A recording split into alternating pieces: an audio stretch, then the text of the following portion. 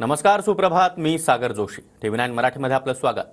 आणि बुलेटिनच्या सुरुवातीलाच बातमी सोलापूरमधून आहे. सोलापूरच्या माळशिरसमधील मार्केटवाडी गावामध्ये आज बॅलेट पेपरवर मतदान होणार आहे. माळशिरसचे आमदार उत्तम जानकर यांच्या समर्थकांकडून ही मतदान प्रक्रिया राबवली जाणार आहे. मतदान प्रक्रियेला प्रशासनाचा मात्र जोरदार विरोध पाहायला मिळतोय. गावामध्ये जमावबंदीचे आदेश देखील लागू करण्यात आले, तर गावामध्ये मोठा पोलीस बंदोबस्त देखील तैनात करण्यात आला आहे. मार्केटवाडी गावामध्ये भाजपच्या राम सातपुते यांना अधिक मतदान झाल्यानं ग्रामस्थांनी ईव्हीएमवर खापर फोडलाय.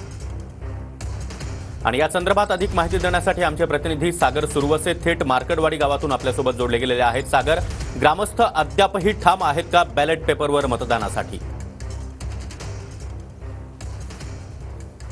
सागर, आपण पाहिलं की खरं तर ग्रामस्थांकडून जोरदार तयारी जी आहे ती बॅलेट पेपर पद्धतीने मतदान प्रक्रिया पार पाडण्यासाठीची ही संपूर्ण तयारी करण्यात आलेली आहे. आपण पाहतो या ठिकाणी समोर हे पेंडॉल उभा करण्यात आलेले आहेत आणि याच ठिकाणी काही वेळामध्ये जे आहेत ते बॅलेट पेपरवरती जी मतदान प्रक्रिया आहे ती पार पडण्यात येणार आहे.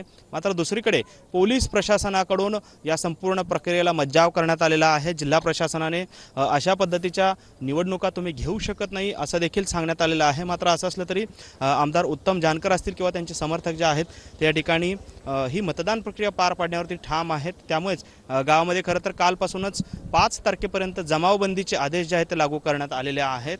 आणि असं असलं तरी आम्ही कुठलेही आदेश पाळणार नाही आणि थेटपणे आम्ही ही मतदान प्रक्रिया जी आहे त्या ठिकाणी पार पाडू असं देखील गावकऱ्यांकडून सांगण्यात आलेलं आहे. आणि आपण पाहतोय गावामध्ये मोठ्या प्रमाणात जे कार्यकर्ते आहेत ते जमायला सुरुवात झालेली आहे. उत्तम जानकर काल रात्रीपासूनच या ठिकाणी ठिय्या मांडून असल्याचं पाहायला मिळतंय. कुठलाही अनुचित प्रकार घडू नये, प्रशासनाचा दबाव जो आहे तो येऊ नये गावकऱ्यांवरती, यासाठी उत्तम जानकरांनी याच ठिकाणी हे जे मंडप दिसतोय या ठिकाणी त्यांनी काल रात्री मुक्काम केलेला होता आणि आज पुन्हा ते सकाळी या गावकऱ्यांसोबत या ठिकाणी थांबलेले आपल्याला पाहायला मिळतं. त्यामुळे एकंदरीतच गावामध्ये मोठा पोलीस बंदोबस्त आहे तो देखील तैनात करण्यात आलेला आहे गावाच्या चारही बाजूने. नक्कीच सागर, त्यामुळे या संपूर्ण प्रकरणी आणि या संपूर्ण गावावर होणाऱ्या प्रत्येक घटनेवर आपलं लक्ष असणार आहे. धन्यवाद तुम्ही दिलेल्या या माहितीसाठी.